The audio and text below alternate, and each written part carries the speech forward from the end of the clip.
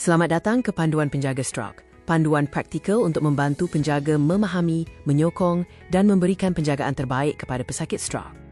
E-book ini disediakan untuk membantu penjaga memahami kepentingan menjaga kesejahteraan diri sendiri agar mampu memberikan penjagaan yang lebih baik, selamat dan berkualiti kepada pesakit.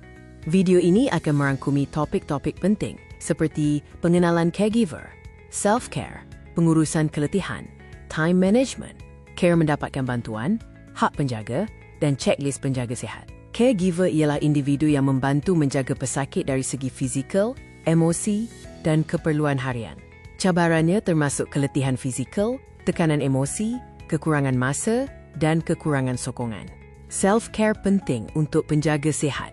Ini membolehkan anda memberikan penjagaan berkualiti, mengawal emosi, mengurangkan tekanan dan mengelakkan burnout. Caregiver burnout adalah keadaan terlalu penat secara fizikal dan emosi akibat tekanan penjagaan berpanjangan.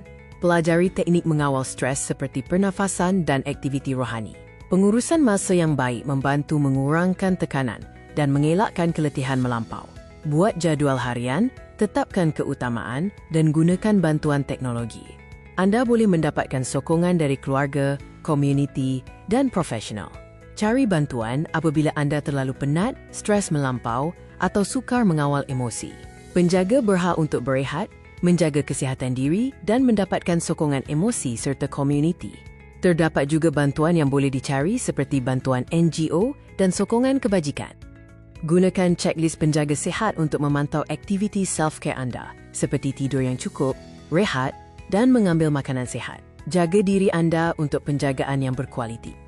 Menjaga diri sendiri bukan bermaksud pentingkan diri, tetapi keperluan supaya anda terus kuat, sihat dan mampu menjaga insan tersayang dengan lebih baik.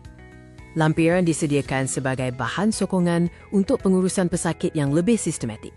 Ini termasuk jadual harian, senarai nombor kecemasan dan direktori bantuan komuniti. Terima kasih kepada semua caregiver yang sentiasa tabah dan penuh kasih sayang dalam menjaga insan tersayang. Anda penjaga, anda wira.